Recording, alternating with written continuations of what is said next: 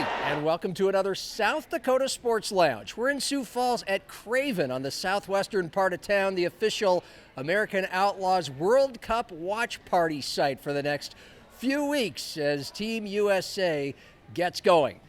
And while we won't talk soccer in this week's South Dakota Sports Lounge, we will cover at least baseball, basketball, football, a variety of local, regional, and national topics with a wide variety of guests. It's some of the most compelling conversations we had on our daily sports talk shows in Sioux Falls, Fargo, and Rapid City, plus a feature from Zach Borg. This week, Zach will investigate why Sioux Falls has been denied so far the chance to host NCAA men's Division I basketball games, but why the city could be turning the corner. And we will be going to Fargo to chat with Dom Izzo and Mike McFeely, always entertaining, and he goes scorched earth on New York Knicks fans and the whole Texas Tech Brendan Sorsby gambling saga in college football. And then Nate Brown out in Rapid City will bring in Craig Maddock, longtime voice of state tournaments all across the sporting venues in South Dakota, and he'll give us a glimpse into why baseball has yet to be a sanctioned sport in the Rushmore State. But we start with a segment from Happy Hour with John Gaskins and a big name in the world of basketball. Eric Musselman, the son of former Gophers and Timberwolves head coach Bill Musselman, joined us. Eric was the former coach of the Rapid City Thrillers, and he's been almost everywhere. College, NBA, G League, D League, CBA, you name it. He's now the head coach of the USC Trojans, who picked up the best player at USD in Vermillion. Isaac Bruns was the Summit League's leading scorer. Musselman will tell you how that all came about for the Bruns transfer, but we start with the NIL situation for USC in a big league with a lot of big money, the Big Ten.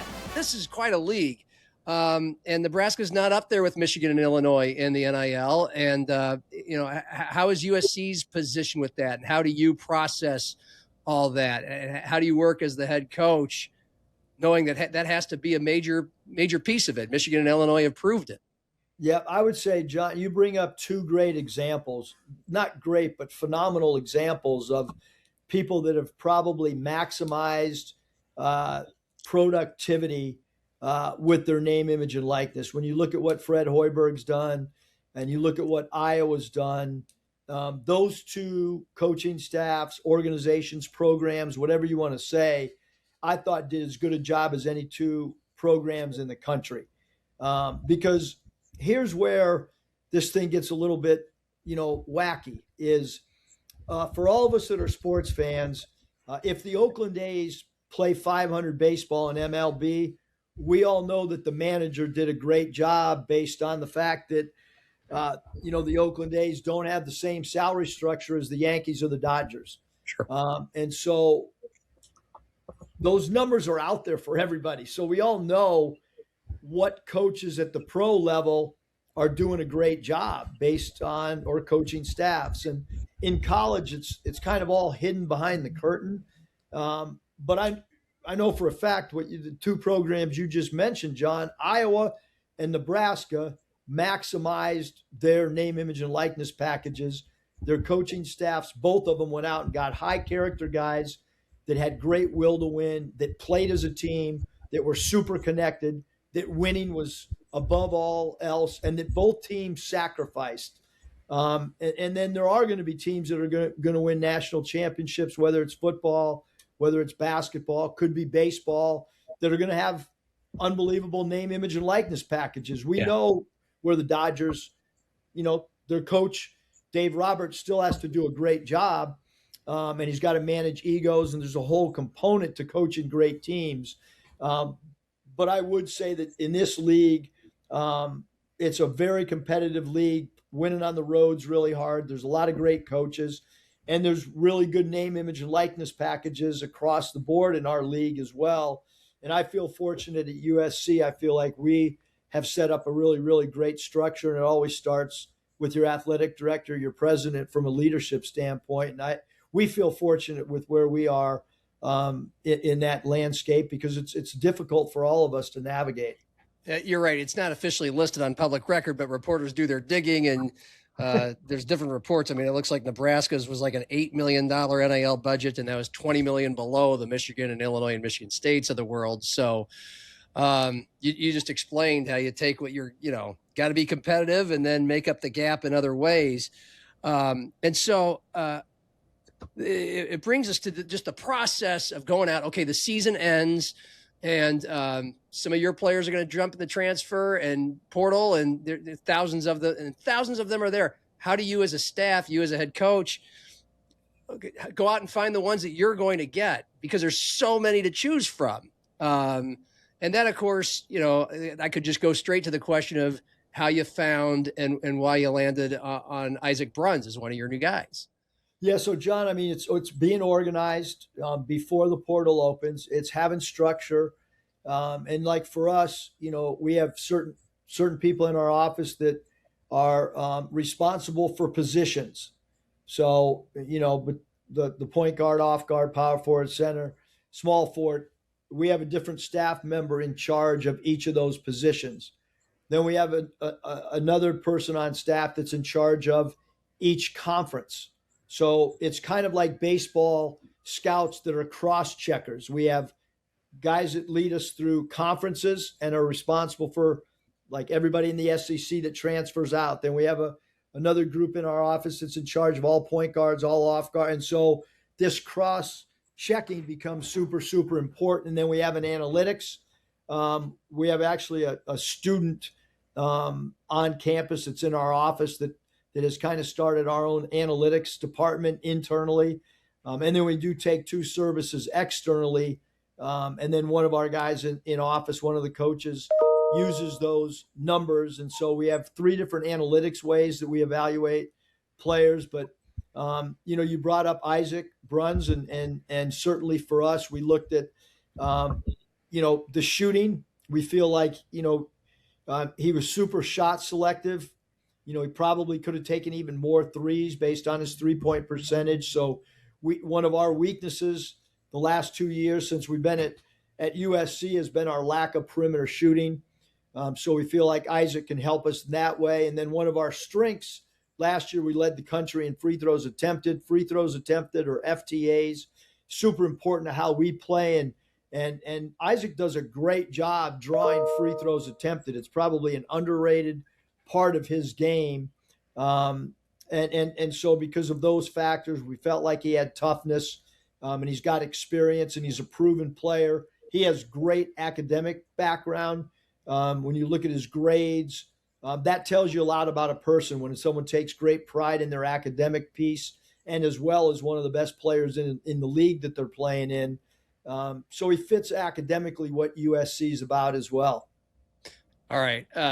So it's a very statistical, analytical thing, but again, he's one of thousands. So was there the baseline conclusion some of us made were like, well, Musselman coached in Rapid City. Is there a South Dakota tie? Does he know, like, was there somebody on your staff or you? Like, how do you get in touch with Isaac Bruns here in South Dakota? Yeah, so super interesting because Caleb Klein, was part of the South Dakota staff with Todd Lee. So Todd Lee was the head coach. Todd had worked for me in Rapid City.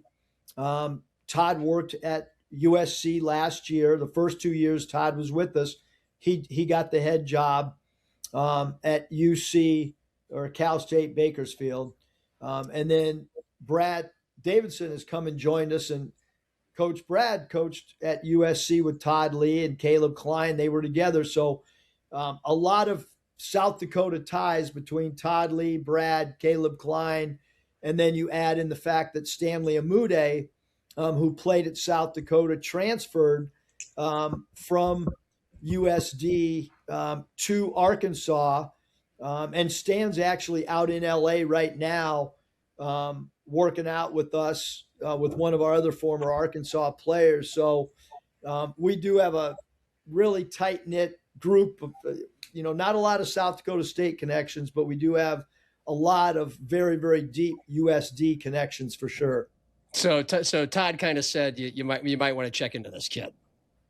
Todd I would say more so Caleb Klein, because Todd was just kind of getting that other job and had been interviewing for it. But Caleb Klein was a big driver in Isaac and identifying him from a very, very early stage once he hit the portal. Okay. Again, NIL money is a part of this, and you're going after other players, and the higher priority NIL is, will probably suggest who's getting playing time in the coming year. But what kind of a chance does Isaac have to break through? What kind of role do you see with him for your team? What does he have to do to crack the starting lineup, put in significant minutes? Yeah, I mean, I would say that, for us, who gets playing time and roles, those are all going to be formed out on the floor, because really, most of the assistant coaches on staff have no idea what a player's name, image, and likeness is from a monetary standpoint. And really, it's none of their concern as assistant coaches. And it's really, once the player's name, image, and likeness is kind of put to bed, it shouldn't interfere with any decision making. I don't think. I just think you gotta be as sure as you possibly can on how that money gets divided up. But then it's up to the players. They control the minutes. They control the shot attempts. They control the roles, not their salary or their name, image, and likeness package. You're going to have a losing program if that's how you make decisions. So really, John, for Isaac, it's, defensively, it's going to be a step up, the guarding in the Big Ten. What we found for any player that's come from a low major or a mid major, when you go to the SEC or when you go to the Big Ten, it is a jump. We saw it with Stan Amude. It was really difficult for Stan those first 15 games from a defensive standpoint, and he just kept hanging around, kept getting better, kept diving into his player development a little bit more, didn't get frustrated. And then the second half of the season, Stan just took off. I mean, he played like an all-league player. He ended up carving away into, he's played for several NBA teams. And so for Isaac, it's just about, hey, we know the defense, it's going to be different at the beginning. Buy in, work hard. We're going to need his shooting. We're going to need his basketball. He understands basketball spacing really, really well. And it looks like, at least in the early stages, that his teammates really, really respect what he does on the floor, which is super important as well. That can flourish out into a remark from a guy who, you're out there in the Mountain West winning titles with Nevada, and then you go to the SEC with Arkansas, reach the Elite Eight, and now you're in the Big Ten with USC. We're big Summit League fans around here, but a lot of us also, like myself, we watch a lot of Big Ten, so we understand there's a difference. What's the main difference? How big is the gap, and what's the main difference between the level of play that you see Mountain West is high mid-major, probably Summit League would be considered low mid-major, but then to the very top where you're at now? Yeah, I would say that, right now the Big Ten's as good as any league I've been a part of, from a coaching, winning on the road, all those type things. I would say that length, finishing at the rim, we have found that shooting percentages around the rim usually take a little bit of a dip because you're trying to finish over bigger, stronger players. Rebounding, it really does correlate for most guys. Steals, assists, those can correlate pretty well. Scoring numbers, obviously, it's much more difficult to average X amount of points, coming from a mid-major or low major than it is, when you make the jump to the Big Ten. But there's really no exact formula. There's been some guys that have transferred from the Summit League that have just played unbelievable basketball when they've transferred up. And then there's been others that have kind of struggled. So it's really not an exact science for how it works. For the full Eric Musselman chat, and believe me, it was an interesting one. Great memories of his time, his battles, the rivalry between Sioux Falls and Rapid City in the 90s, CBA days. Go check that out wherever you find your podcasts for Happy Hour with John Gaskins, or on Midwest Sports Plus, or at SiouxFallsLive.com. Meanwhile, Dom Izzo does a show Monday through Fridays in Fargo on WDAY+. You can find that at Inforum.com. And every Tuesday, It's the main event of the week. Mike McFeely, columnist for the Forum of Fargo-Moorhead. And as usual, McFeely went nuclear this week. Oh, it's Mr. McFeely. I have seen the future, and he was wearing number 5, and I ain't talking about Robbie Grimsley, folks. Took out the muffins, took out the trail mix, took out the cookies. They stole the monster cookies. Wow, that's awesome. That is so awesome. Let's do some broadcasting. Mike's appearance on Hot Mike is brought to you by Sunset Lanes of Moorhead. Yes, it is. As we welcome in our guy Mike, his appearance, as we mentioned, each and every Tuesday, brought to us by Sunset Lanes. Go over and get a membership now. You can bowl all summer long for, was it $40? $40. I'm going to go over there later today. It's supposed to be kind of a crummy day. It's not out. going to be great. It It's sounds muggy. like there's a front coming through. We're having storms coming through, allegedly. Good night to bowl. Yeah, be a good afternoon, good night to bowl. Let's start. I have a couple things here because I want to get your thoughts on the next thing that makes college sports on fire that's gone down yesterday. Real quick, last night, Game 3. Spurs get back into it, beat the Knicks. So New York City, which I love. Let's make that clear before I, get death threats from New York City, because people there. we have a huge viewing audience. We have a huge number of people who watch on Manhattan. I love New York City. It's the greatest city I've ever been to by a million miles. I'd go back there every month of my life if I could. But they're allegedly tough in New York City, right? I mean, and when you walk down a street in New York City and you don't properly walk, you got to have your head up, right? You will be told in no uncertain terms that you do unthinkable things to your mother and that you should go die somewhere. All right? So they play the role of tough guy, right? They're whining right now in the Big Apple about the officiating. About the officiating. Because stop. The coach started it because last the night. coach, who's been fired 6 times, is saying, well, there was a disparity in fouls and a disparity in free throws. Can we get this out of the way right now? And I just tweeted our mutual friend Tim Purden, who's an adopted New Yorker, thinks he's one of them. There is no rule.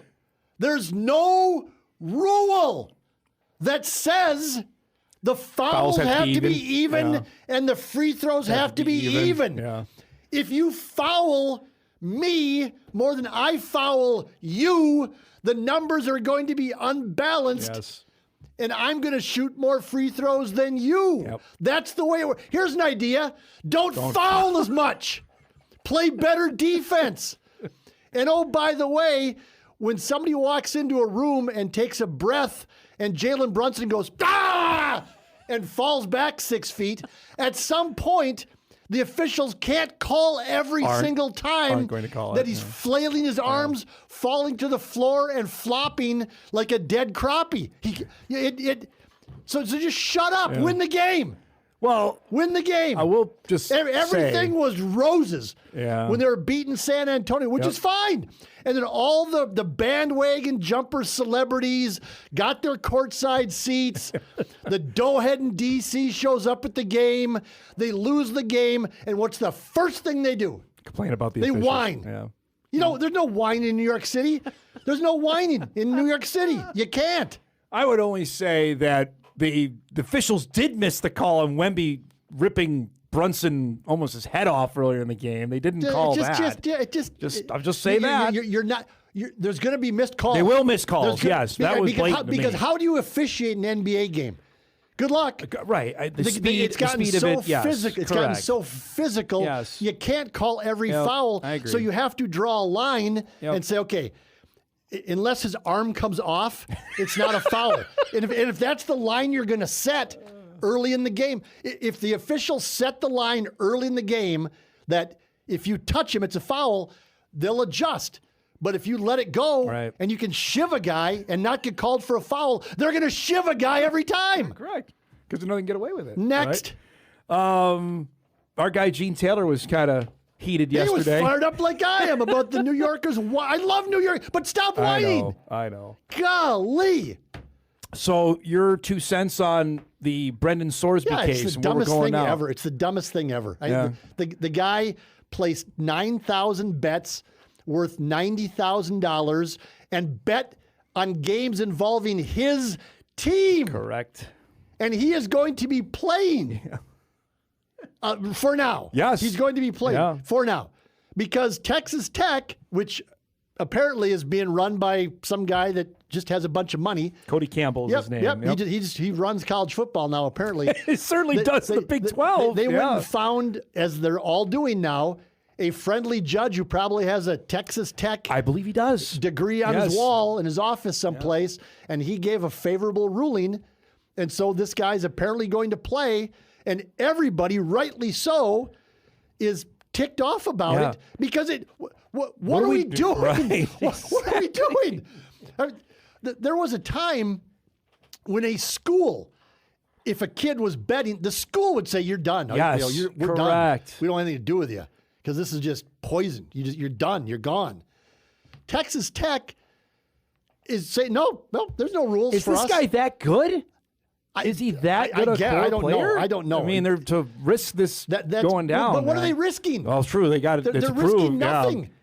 Pete Thamel just reported, don't expect any immediate action from the Big 12 on the Brendan Sorsby ruling. The Big 12 has defined a process to address it, which begins with an AD call today. Well, our guy Gene might be very vocal on that call. as he from was Kansas yesterday, State. yes. The Big 12 Executive Board will meet Thursday to discuss options. The whole thought of them not – I mean, they could go down the nuclear route and not play Texas Tech. I mean, we could get to that place. Okay.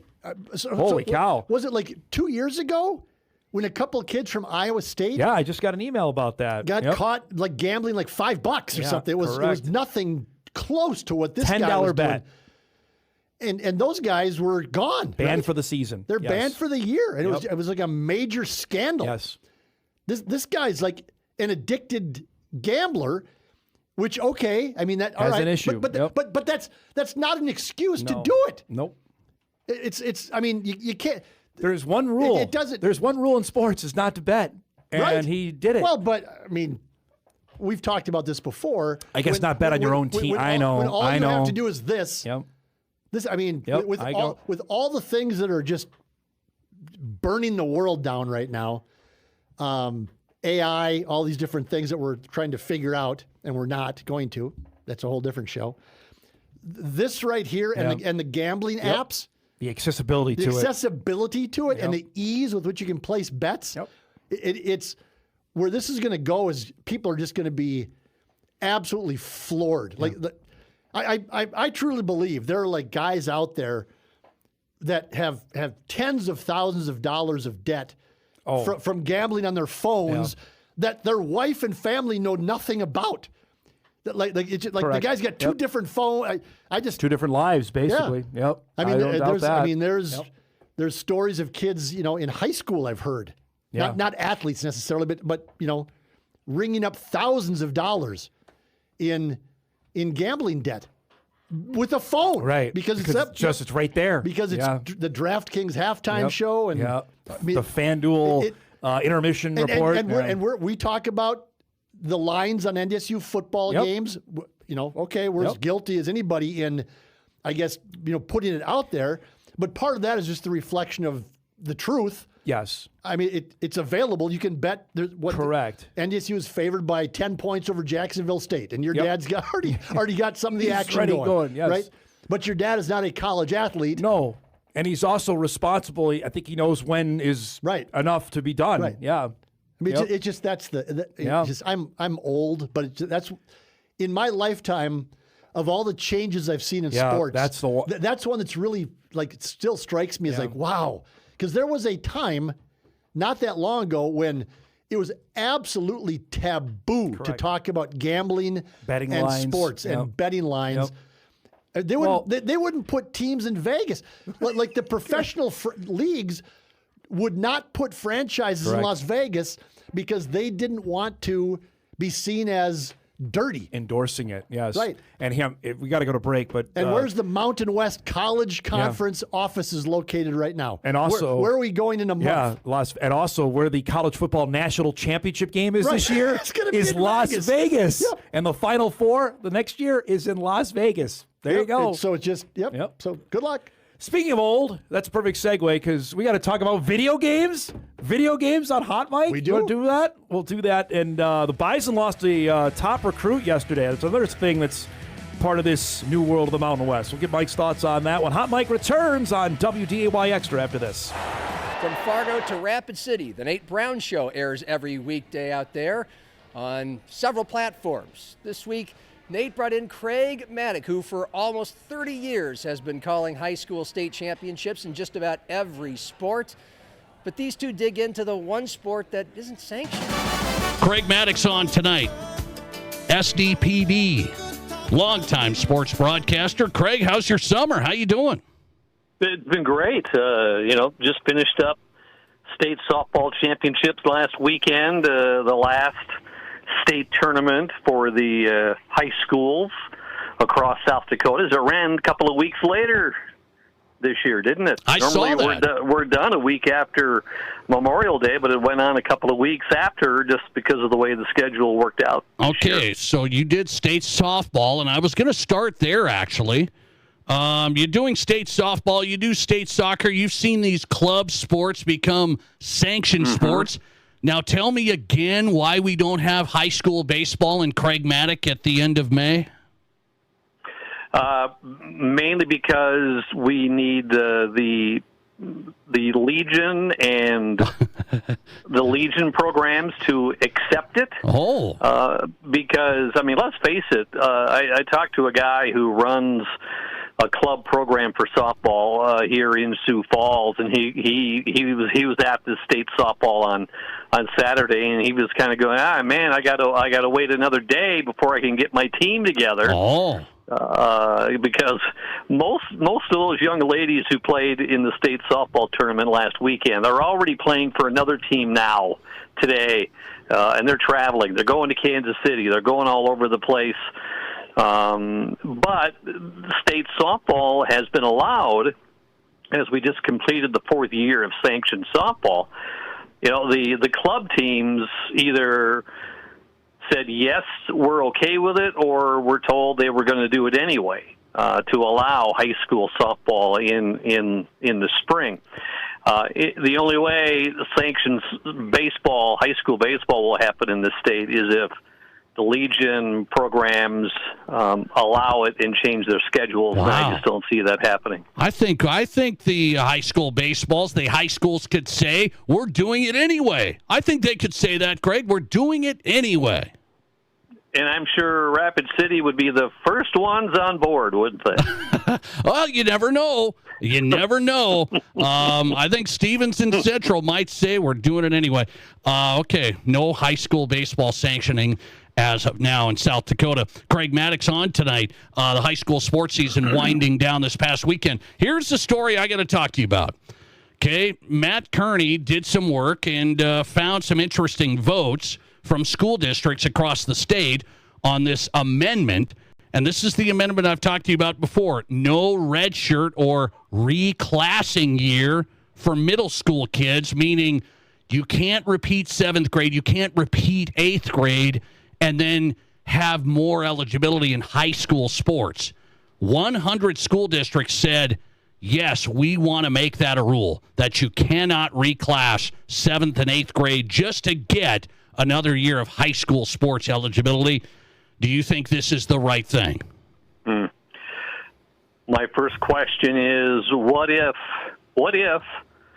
that athlete, that kid, that boy, that girl, what if they are struggling academically at that age? And you can say that does happen. That does happen. We have some kids who will struggle at that particular age and will be held back. So what are the qualifications of them saying, okay, yes, you can go ahead and repeat 6th or 7th grade? You want me to answer that? Or is it, no, it doesn't matter what you do academically, you're not gonna repeat? I can answer that for you. I can answer it. They say you can repeat, but you will not be playing sports your senior year. So hey, if you have academic struggles or you need to repeat 7th or 8th grade, you will not be playing sports your senior year. You can do that for academics, but we're not going to have you get a 5th year of sports. Well, I know, like Sioux Falls, they don't allow, the 7th and 8th graders to play varsity anyway. Oh, okay. It doesn't happen in Sioux Falls, and I think there's some other schools that do not allow it. But there are some schools, I just think of Mitchell off the top of my head. They have 7th and 8th graders who are able to play varsity. They've done that in girls basketball. And I don't know what Rapid City's rule is when it comes to 7th and 8th graders. But it's one of those where I don't know, by telling them, by repeating, you can't play your senior year, when I would say you just don't get a chance to play your freshman year instead of saying we're going to take you out your senior year by repeating 6th and 7th grade. You sound like you're a little touchy on this. You sound like, hey, if I got to repeat 8th grade, I should still get to play. Even if I played on varsity, let's say I'm an 8th grader, I've already played high school sports in Rapid City, and then I'm going to repeat 8th grade because I want to be even better. This is what the Activities Association and the schools are trying to stop. I don't know how many people are doing it, but they say wrestlers are number one on this. Number one. I would say basketball would be right up there as well.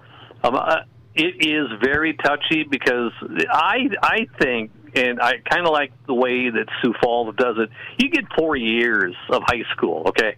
4 years of high school athletics. That's what you get. You can't play varsity as a 7th grader. You can't play varsity as an 8th grader. But that is a major problem when it comes to the number of kids that we have in South Dakota. Yeah. And it would seem to me that we must have a major problem if this is something that's already been looked at by a lot of the ADs across the state. Yeah, you know what I think people are worried about is somebody bringing a case saying, hey, I'm gonna reclass here, and I still want to get more varsity eligibility, and then somebody having a problem with it, and I think the Activities Association is trying to get out in front of it. I just think, how sad is that? I mean, how sad is that we got mom and dad saying, Johnny, you're a great 7th grader, and you played varsity this year, but you know what? We're going to hold you back a year because we want you to have an advantage later in your high school career. I just think that's sad. And it has nothing to do with academics, where it should be academics. If someone is struggling that much, you hold them back. But here they're doing it just because they think their kid is going to be able to get an advantage athletically if they're able to hold them back. I will give you this, Craig. There is quite a gray area there. Like, parents could say, hey, my 8th grader's struggling in school. We got to, do this for various reasons. And they might be a good athlete, too, and they might say, well, that's just what we're going to do. So there's a lot of gray area, but 100 school districts said, no, we want this rule. So I think the board will do these readings, and I think we're going to have this rule where you can't reclass. Would parents just go, well, we'll do it in 6th grade then? It only says 7th and 8th grade. Will they go to 6th grade? Yes. I do wonder that, honestly. I wonder it. Craig Maddock on tonight. Good stuff, SDPB Sports. And we drive it back home to Sioux Falls, where with all the growing parts of this city, the population, the venues for eating, drinking, dining, sporting events, there's still the big white whale this city is chasing, and Zach Borg investigates how we can get closer to finding it. In a region that's proven its passion for sports, the Sioux Falls Sports Authority has had its busiest year to date. We've been a part of or hosted 7 events in the last 7 months. We've never had a stretch like that. We're just a 2-person office, so it's been busy. The NCAA has been the most frequent tenant, holding the Division I Ice Hockey Regional along with the Division II Volleyball and Wrestling Championships in Sioux Falls. These, along with the annual Summit League and NSIC basketball tournaments, have continued the city's run of hosting events since the Denny Sanford Premier Center and Sanford Pentagon each opened more than a decade ago. We've gotten better at relationships. We've been good at relationships, but we keep building those relationships with organizations like the NCAA, with the Summit League, with NSIC, with the University of Nebraska Omaha, the partners that we use to host these events, and the organizations, of course, that we're trying to recruit and host. They trust us, they trust our facilities to put on great championships, great experience for the fans and the student athletes, and we continue to do that with each event we host. Whether at the Pentagon or Premier Center, Sioux Falls has proven itself a good host for NCAA events. Luring the biggest one, the Division I men's basketball tournament, is still a tough catch. We're going to keep putting bids in, but of course that's not the only championship we want to host, and when we have a chance to host D1 hockey or even any of the D2 sports, we're going to keep going after those too. Contrary to popular belief, arena size has never been an impediment to Sioux Falls. Their requirements in their RFP is a minimum 8,000 seat. We seat well over that here in this building. What has been are the lack of full-service hotels in the region. For the 8 visiting teams, the NCAA requires 8 full-service hotels, which include on-site kitchens and 4,000 square feet of meeting space, as well as additional full-service hotels for tournament officials and media. So I've been here 7 years. There's been one full-service hotel built in those 7 years, the Canopy. And it is an awesome hotel. We need 4 more of them. So do the math, we're still short. This is part of the reason Sioux Falls hasn't been able to secure another women's regional as well, following a rule change since it last hosted in 2016. When they went from 4 teams to 8 teams, what you need at that point are 8 full-service hotels for each of the teams, 1 for each of the teams. Maybe you can double up, so let's call it 7. We could fudge a little bit and try to make what isn't a full-service hotel into a full-service hotel by having a local restaurant be the caterers, trying to find some makeshift meeting rooms in or near that hotel. But when they say they want 8 full-service hotels for the teams, they really mean it. And we have some great hotels, so it's not a knock on the hotels we have. It's a knock on the hotels we don't have. Making it more difficult is the fact that the Central Time Zone tends to be the most competitive for first and second round bids. Face-to-face with the NCAA a few years ago, they told at the time, my chair, our board chair and I, that the Midwest is the toughest region to host a first, second round. If you think in the West, you've got, who are the first, second round hosts? Spokane, Boise, San Diego, maybe a few others. Portland. Everybody else in the West, Las Vegas, they're going after regionals or Final Fours. Los Angeles, San Francisco's, they're not necessarily hosting first and second rounds. In the Midwest, go from Texas to Ohio up through Minnesota, there's 35 cities bidding on first and second rounds. Yet it's hardly the first time a city in the Midwest has tackled these issues. Persistence is number one. You know how many times we got denied? I mean, even a handful of times while I was here, and that happened before me, so we stayed at it. Chris Connolly has been the general manager at the Iowa Events Center in Des Moines for 15 years. That city had a long history of bidding for the tournament, opening a new arena in 2005. What has changed since then? Made some capital investments. One of them was a brand new Dakotans HD capable scoreboard in the arena. We put out some digital boards, some new digital boards outside of the facility. So we enhanced the look in and outside. More hotels came online downtown. The Convention and Visitor Bureau, which is called Catch Des Moines, they stepped up their game in terms of hospitality and really rolling out the red carpet and putting together a plan. And then really it came down to, Zach, to be honest with you, just financial incentives and really putting in a competitive bid. Finally, in 2016, those efforts paid off. It was almost kind of like, a test for us. Can Des Moines sell tickets? Is there enough interest? Will that market support it? All of that good stuff. We were stretched a little bit, and we had to sell them just on the proximity of our suburbs. So we had 4 hotels that qualified. So we had 4 teams in one pod stay downtown. We had another 4 stay out in West Des Moines. You get a police motorcade coming in, and I'm talking maybe 10 minutes from the hotels in West Des Moines, so not far. We were able to get by on that. But you still have officials, you have NCAA staff, you need another hotel for them. And quite frankly, we barely got there in 16. After 16, we have a Hilton hotel that's now attached to our convention center that was a new hotel that came into the mix, and it made it easier for us. For 2016, if we wanted to, we could have sold that entire event out as part of the pre-sale. That's how popular that was. We didn't have many tickets left for the public on sale. We didn't spend any advertising dollars to advertise tickets for that event. We spent some money on just promoting. We had a fan fest, which you're not required to do for basketball in the first and second round. Because tickets sold out so quickly, we felt that it was an important thing that, okay, if you didn't get a ticket, still come downtown. We put up big screens and bars and Pop-A-Shot games and all of the stuff. So we basically, not only was it good in between sessions for people to pop in and out of, we invited everybody to come down if they wanted to be a part of March Madness. And it was wildly successful. Des Moines would get the opening rounds in 2019, 2023, and is set to host again in 2028. In many ways, they're the precedent for Sioux Falls. It's like we wouldn't go away. Like, we did a good job with the other sports, and I think it finally got to a point with some venue enhancements, like I talked about, scoreboard, digital boards outside. The hotel situation got better. I mean, that's one thing, Zach, you got to look at there. There are certain specs you got to hit on the hotels, and if you can't hit them, you're not going to get it.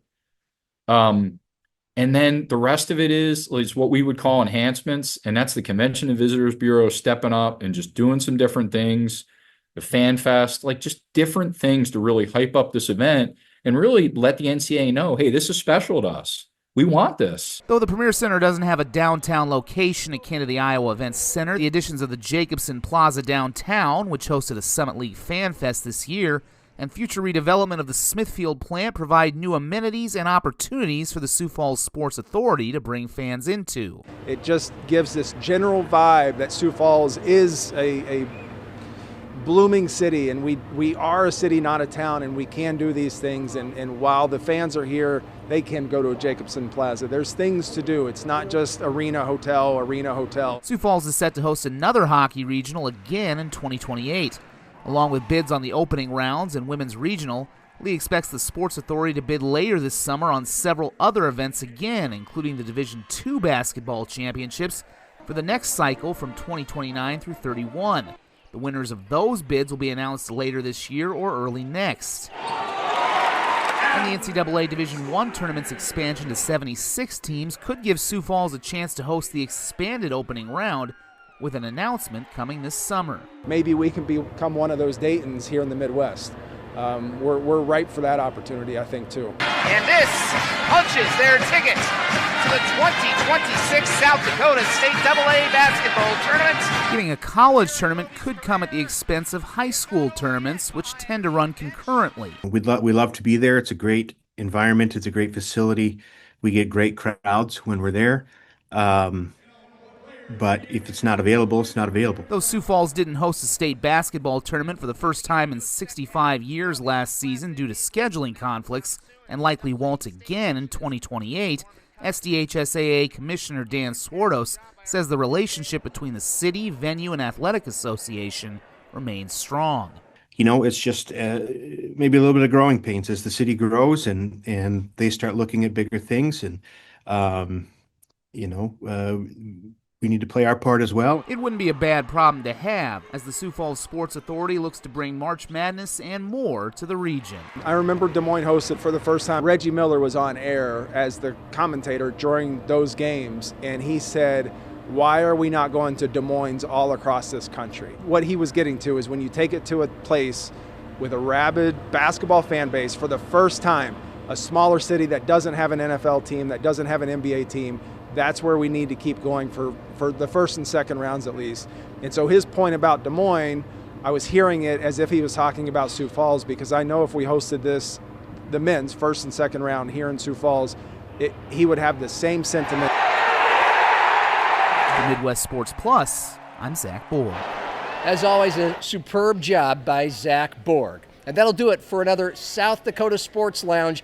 Check out all these shows: Happy Hour with John Gaskins, Hot Mic with Dom Izzo, The Nate Brown Show, all on the Midwest Sports Plus app. Until next time, cheers.